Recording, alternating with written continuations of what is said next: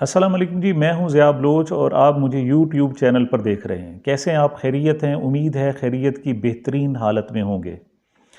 एजाज़ साहब हैं, अमेरिका में मुकीम हैं। उन्होंने एक सवाल लिख कर भेजा है और सवाल बहुत अहम है। वो पूछते हैं कि क्या पाकिस्तान में इमरान खान साहब सियासी तौर पर कमज़ोर हो रहे हैं और पाकिस्तान में जो सियासत है वो मोरूसी सियासत का क्या गलबा हो रहा है या नहीं हो रहा।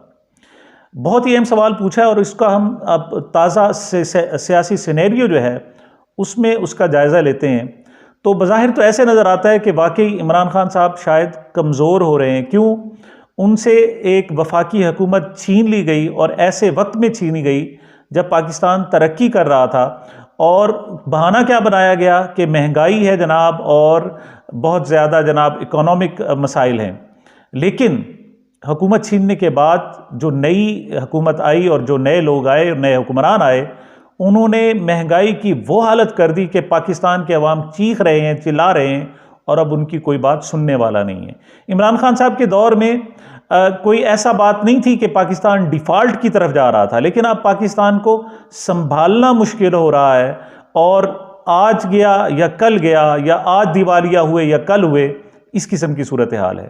तो इस तरह से देखा जाए तो इमरान खान साहब को ना सिर्फ कमज़ोर कर दिया गया है बल्कि पाकिस्तान को भी कमज़ोर किया गया है। और उसके मुकाबले में हम बाकी सियासी पॉलिटिकल पार्टीज़ को देखते हैं तो वो वाकई आहिस्ता आहिस्ता दिन ब दिन मजबूत से मजबूत तर होती जा रही हैं। किस तरह जी? कि ये लोग जो आज हुक्मरान हैं इनमें से 70% तकरीबन 67% वो ज़रा वो हैं जो ज़मानतों पर थे। ये वो लोग थे कि जिन पर एक दिन बाद फ़र्द जुर्म आयद होनी थी, लेकिन उसी रात ही रिजीम चेंज ऑपरेशन हुआ और सुबह को कहलवा भेजा गया प्रोसिक्यूटर से कि जनाब वो इस वक्त वज़ीर आज़म बनने वाले हैं, उनके ख़िलाफ़ पेश नहीं होना, आपने अदालतों में पेश नहीं होना, और एक साहब को छुट्टी पर भेज दिया गया। वो वहीं का वहीं मामला रह गया। और फिर क्या हुआ कि एक रजीम चेंज ऑपरेशन बाकायदा करवाया गया। अब कोई ढकी छुपी बात नहीं है कि इसके पीछे जनरल बाजवा साहब थे और वही सारा कुछ इसको कंट्रोल कर रहे थे और मामलात को देख रहे थे। उसके बाद हुआ क्या कि आहिस्ता आहिस्ता इमरान खान के खिलाफ घेरा बहुत तंग किया गया। किस तरीके से?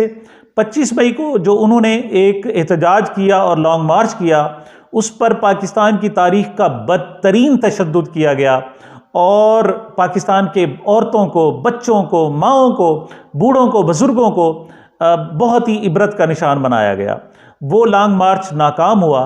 उसके बाद इमरान खान साहब मुसलसल एफर्ट कर रहे हैं और ज़िमनी इलेक्शन में कामयाबियों के उसके बाद अभी तक उनका कोई वार कारगर साबित नहीं हुआ और वो हुकूमत को अभी तक हिलाने में और झंझोड़ने में कामयाब नहीं हुए।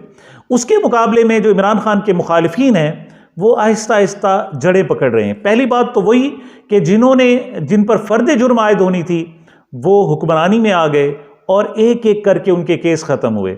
NRO 2 मिला और अदालतें भी बेबस हो गईं। एक डम्मी कैंडिडेट और डम्मी पार्लियामेंट बनाई गई, डम्मी किस्म का अपोजिशन लीडर बनाया गया, इमरान खान की पार्टी को तोड़ा गया, उसमें लोटे पैदा किए गए। लेकिन इमरान खान बहरहाल उनका मुकाबला कर रहा है। लेकिन सवाल वही पैदा होता है कि क्या इमरान खान कमज़ोर हो रहा है या आहिस्ता आहिस्ता ताकतवर हो रहा है? अब बज़ाहिर देखा जाए तो पोजीशन ये है कि इमरान खान के ख़िलाफ़ अदालतें भी आहिस्ता आहिस्ता घेरा तंग किए जा रही हैं।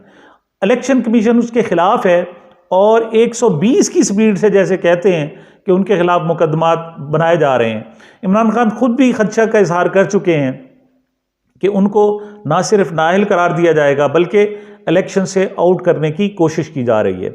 और उनके मुखालिफिन बड़े खुले दिल से कह रहे हैं, वो कह रहे हैं कि लिख लें इमरान खान जेल में जाएगा। तो क्या ऐसा होगा? और उनके मुकाबले में पहले इसहाक डार साहब को लाया गया, एक वज़ीर आज़म एक इश्तिहारी को अपने तैयारे में अपने सामने वाली सीट पर बिठा कर लाए और आते ही उनकी ना सिर्फ ज़मानतें मंजूर हुई बल्कि अगले दिन ही उन्होंने हलफ उठा लिया और वो पाकिस्तान के ख़जाने के निगरान बन गए और वो जनाब फाइनेंस मिनिस्टर बन गए। उसके बाद ना सिर्फ नैब के कानून को तब्दील किया गया बल्कि कानून साजी इतनी जल्दी की गई कि अब सुप्रीम कोर्ट को भी कहना पड़ रहा है कि इनसे फ़ायदा तो सिर्फ उनको मिला है जिन्होंने ये कानून तब्दील किया है, इसका आवाम को कोई फ़ायदा नहीं मिला। और एक सवाल बहुत बड़ा अगरचे उठाया गया है कि क्या इस वक्त जब असम्बली मुकम्मल ही नहीं है, नामुकम्मल असम्बली है और एक बहुत बड़ी पार्टी ने उसका बाइकआउट कर रखा है, तो ऐसे में जो कानून साजी की गई है उसकी क्या कानूनी, अखलाकी और मॉरल वैल्यू होगी या नहीं होगी। बहरहाल ये जो बातें की जाती हैं सुप्रीम कोर्ट्स में और अदालतों में, जो रिमार्क्स होते हैं, रिमार्क्स कभी फैसले नहीं होते। बहुत मरतबा ऐसा होता है कि रिमार्क्स एक ख़ास तनाजुर में जा रहे होते हैं लेकिन फ़ैसला उसके बिल्कुल उलट आता है। अब ताज़ा तरीन वज़ीर आज़म साहब ने अपने फ़र्जंद सुलेमान शहबाज साहब को ना सिर्फ बुलवाया है बल्कि वज़ीर आज़म हाउस में जाकर उनका इस्तकबाल किया है और उनको हार पहनाए गए हैं। उन्होंने अगले दिन ही अदालत में गए, उन्होंने 14 दिन की हिफाजती, उनको ज़मानत मंजूर हुई है और उन्होंने बड़े ज़ोर से ललकारा है और कहा है कि कहाँ है वो जनाब साबिक चीफ जस्टिस साकिब निसार, कहाँ है जनाब वो साबिक प्रोसिक्यूटर्स, कहाँ है जनाब नैब वाले। उन्होंने कहा है कि कहाँ है जस्टिस रिटायर्ड जावेद इकबाल, कहाँ है जनाब तोशा खाना, कहाँ है दूसरे मामलात। उन्होंने इस ज़ोरदार अंदाज से ललकारा है कि जिससे ये गुमान पैदा होने लगा है कि शायद ये लोग उन पर गलबा पाने वाले हैं और उनको, इमरान खान को शायद उठने ना दिया जाए। और इमरान खान को ना सिर्फ उन पर जानलेवा हमला किया गया, उनको गोलियां मारी गईं, इस वक्त वो मजरूबी के आलम में, इस वक्त वो माजूरी के आलम में, वो अपने घर में मौजूद हैं और उनकी मूवमेंट भी नहीं है। उन्होंने अगरचे आकर 70-75 जलसे किए थे लेकिन वो जो उनके मुखालफीन की जो एक प्लानिंग है वो इस कदर मजबूत हुई है कि अब वो वीडियो लिंक पर बात करने के लिए तैयार हैं। अगरचे सबसे ज़्यादा मुतहरिक सियासी रहनुमा थे लेकिन इस हमले के बाद अब डॉक्टर्स भी कहते हैं कि शायद उन्हें रिकवर होने में 2 साल का अरसा लगे। तो क्या वाकई पाकिस्तान में जनाब ये जो माफिया है, ये जो चोर हैं, सियासी चोर हैं, ये इकट्ठे हो रहे हैं और मजबूत हो रहे हैं और इमरान खान कमज़ोर हो रहा है। और अगला सवाल पैदा होता है कि क्या इमरान खान को नाअहल करार दे दिया जाएगा और क्या होगा। तो मैं जनाब एजाज साहब, मैं एक बात आपको कह दूं कि इन लोगों के लिए एक ही रास्ता था और वो रास्ता है कि इमरान खान की जान ले लें, उनको कत्ल कर दें, और उसके लिए उन्होंने कत्ल करके देखा।